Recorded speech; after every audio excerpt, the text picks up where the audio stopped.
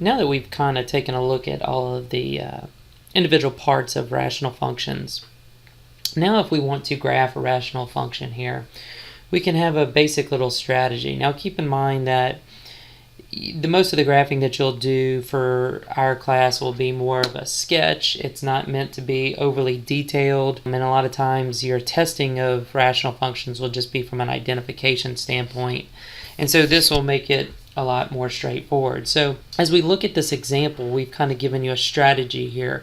It says to graph the rational function, and so the first thing that we can do is identify very quickly the horizontal and vertical asymptotes. And so as our first part here, we'll want to determine what's our horizontal asymptote and then use factoring to identify vertical asymptotes, and or do we have holes in the graph somewhere.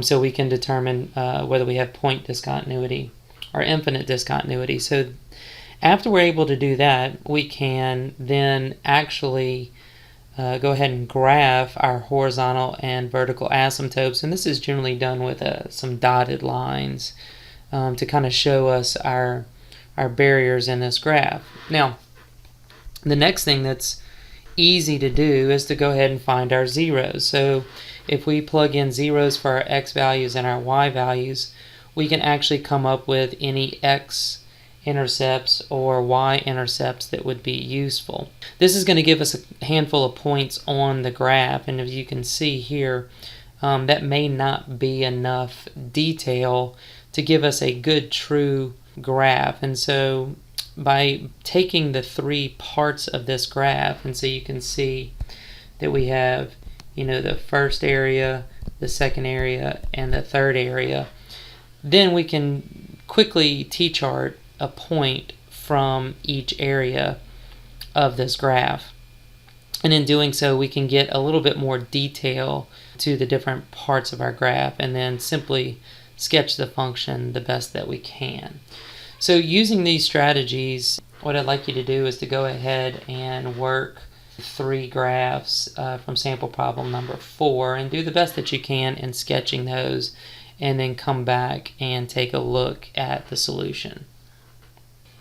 Okay, and as we look here at this first problem, what I've done is I've started by factoring the denominator.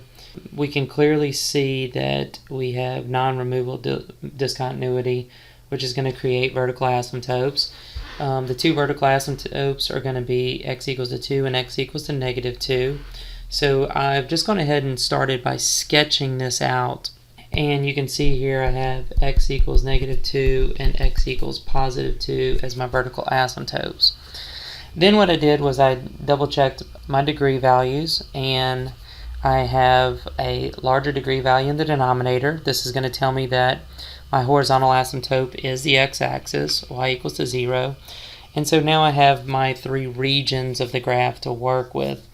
Now what I didn't show you on the screen is I went ahead and t-charted a point or a handful of points from each of these 3 regions of the graph, just to give myself a reasonable sketch on each of these given parts, and you can see how that turned out. And if you wanted to verify that you sketched this appropriately, you could simply just punch this into your calculator just to verify. But this is good practice to work on these sketches, because you will not actually have a calculator on the graphing part of the test, and so this is very good practice. Alright, and so now we'll go on to sample B. Okay, again we have a similar situation in part B that we had in part A.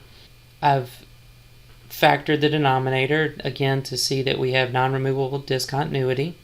This gives us vertical asymptotes at x equals to 1 and x equals to negative 1. Second, I checked my degree values to check my horizontal asymptotes, y equals to 0. And now, as I told you before, I didn't t-chart this on the page, but I just did this very quickly.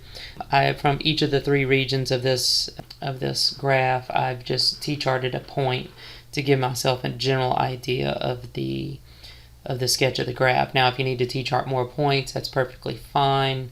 And again, you can check this on your calculator. So, all right, lastly, let's try the last graph, sample C. And lastly, on this problem, I followed the same process. And you can see very similar results. So it's a good idea to get in the habit of practicing the sketching of these, or at least trying to identify the parts that you would use for sketching these graphs. This will give you good practice so that when you have to do any sort of graphing part without a calculator, you can quickly identify the given graphs according to their asymptotes, removable or non-removable discontinuities. Just their distinguishing parts will help you identify the graph a lot faster and not make you rely on the calculator.